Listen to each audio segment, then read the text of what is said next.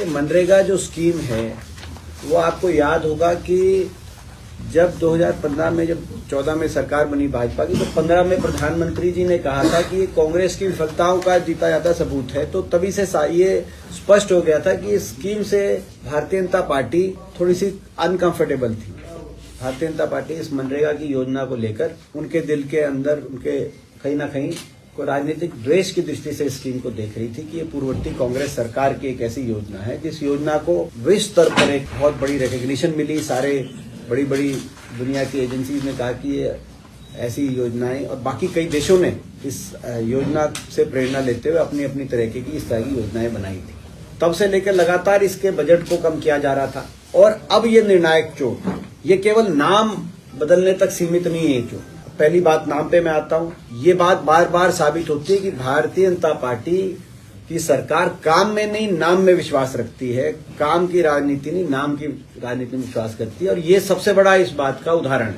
क्योंकि बजट तो कम करने जा रहे हैं, केंद्र सरकार ने नाम तो बदल दिया। महात्मा गांधी जी जो हमारे राष्ट्रपिता हैं, उनके नाम से क्या आपत्ति किसी को हो सकती थी, लेकिन उनके नाम को बदला गया। और ये मैं बताऊं, जब ये योजना लेके आए थे उस समय भी मैं संसद में था, लोकसभा में था, ये सर्वसम्मति से पारित हुई थी, और सबने जो है इस बात का जो है, जब दोबारा से नाम चेंज वाली बात थी तो उस बात का भी सबने समर्थन किया था, भाजपा ने भी किया। तो अब नाम बदला, मगर नाम के साथ योजना बदल दी।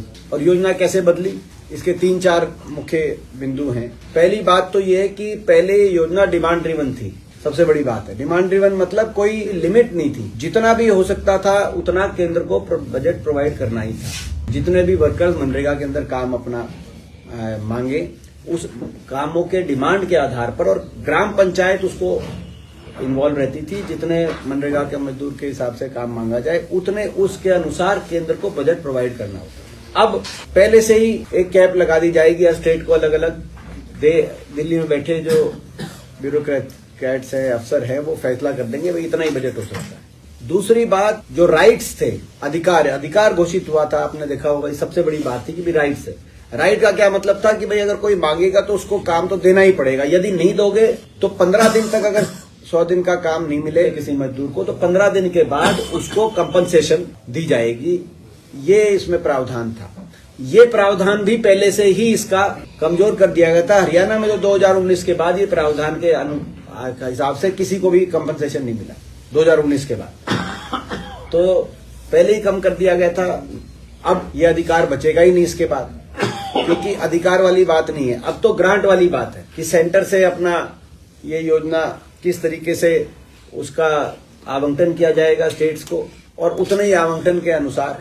अब तीसरी बात है बजट जो है उसमें भी सेंटर ने अपना हाथ पीछे खींच लिया। पहले 100% of the labour cost, labour का जो पोर्शन है मनरेगा का, उसका 100% केंद्र सरकार दिया करती थी बजट। और जैसे मैंने कहा कि कोई फिक्स्ड नहीं था कि कितना देती थी, जितना प्रदेश सरकारें काम के आधार पर जितनी डिमांड रखेंगे उतना ही देना अनिवार्य था। अब वो 100% से इन्हें घटाकर अपना शेयर सेंटर ने 60% कर दिया, और 40% प्रदेश सरकारों पर कहा कि प्रदेश सरकार जहां 40% देंगी वहां मनरेगा की योजना इस अनुपात में चलाई जाए। जहां तक प्रदेश सरकारों की बात है, जो प्रदेश सरकार जैसे हरियाणा सरकार, जो अत्यधिक कर्जे में आर्थिक परिस्थितियां हैं जिन प्रदेश सरकारों की, वो तो पहले ही इस तरह की केंद्र की स्कीम्स का अपने प्रदेशों में लागू नहीं कर पा रही। हरियाणा भी बहुत डेट में, आपको पता है, बहुत बड़ा कर्जा हरियाणा प्रदेश के ऊपर।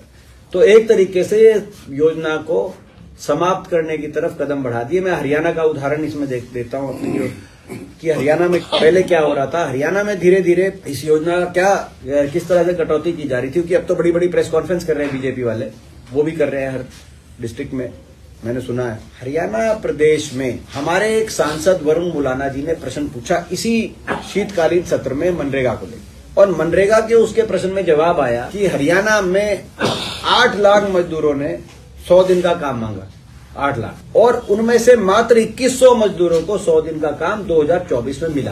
पहले ही इस योजना को कितना इसमें कटौती कर दी गई, आप अंदाजा लगाओ।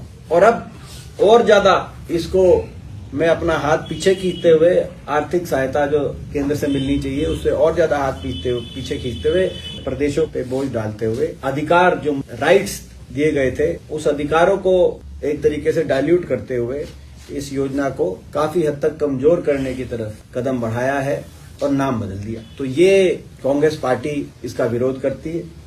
हमने संसद में भी विरोध किया, सड़क तक विरोध करेंगे। हम मजदूरों के अधिकारों से मजदूरों को यूं वंचित नहीं रहने देंगे। एक और बात है, हम ये मांग करते रहे हैं कि इसको कृषि से जोड़ा जाए, लेकिन कृषि से जोड़ने की बजाय अब एक और चीज आ गई कि 60 दिन तक जब जो है कटाई का सीजन है और उसमें भी कोई तय नहीं है वो 60 दिन कब है, क्योंकि अलग अलग जगह अलग अलग होते हैं, जिलेवारी फर्क पड़ जाता है कब से कटाई का या सोइंग का जो सीजन है, बुआई का, कटाई का, तो वो अलग अलग प्रदेशों में अलग अलग होता है और प्रदेशों के अंदर भी अलग अलग समय पे कटाई बुआई चल रही होती है।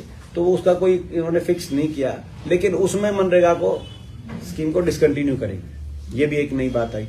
तो इसमें जो बात हम मांग तो ये थी कि कृषि से जोड़ा जाए, लेकिन कहीं ना कहीं वहां भी कृषि से जोड़ने की बजाय ये क्या है, हरियाणा के संदर्भ में इसका इस कानून से भी जो है इस योजना को नुकसान होगा।